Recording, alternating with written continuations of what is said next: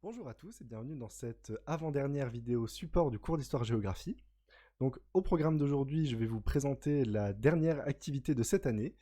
Je sais que ça devient un petit peu dur de travailler, mais courage, c'est la dernière semaine, on commence à en voir le bout. Mais avant toute chose, et un petit peu comme d'habitude, je vais faire une petite annonce pour annoncer que jeudi, je ferai une dernière vidéo qui sera un petit peu un bilan de cette année et qui annoncera un petit peu la suite des événements.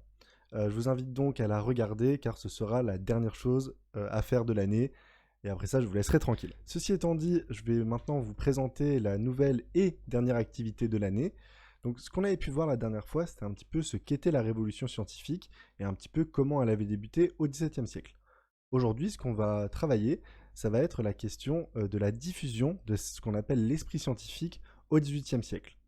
En effet, cette révolution scientifique va avoir de nombreuses conséquences au XVIIIe, notamment la première étant qu'elle va influencer la révolution industrielle, que vous aurez l'occasion de travailler l'an prochain, mais qu'on va un petit peu aborder ici. Et ce que vous pourrez également voir, c'est un petit peu le rôle des femmes dans cette révolution scientifique. En effet, on s'imagine souvent la révolution scientifique comme étant une révolution essentiellement masculine, parce qu'on va avoir des figures comme Isaac Newton, Galilée, Thomas Newcomen ou encore Guillaume le Gentil, qui vont un petit peu occuper tout l'espace. Or, c'est pas le cas. Il va y avoir des femmes qui vont être très importantes à cette époque, à l'image d'Émilie du Châtelet, que nous aurons l'occasion d'évoquer dans cette activité. D'ailleurs, je fais un petit point hors programme à propos de Guillaume le Gentil. Celui-ci est très certainement un des scientifiques les plus malchanceux de l'histoire.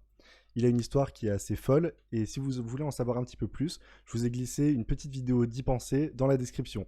Elle n'est pas obligatoire, mais ça peut toujours être intéressant. Donc c'est cela que nous allons étudier aujourd'hui dans cette nouvelle activité. Alors cette activité, la voici, elle se présente sous une forme assez classique avec des documents associés à des questions.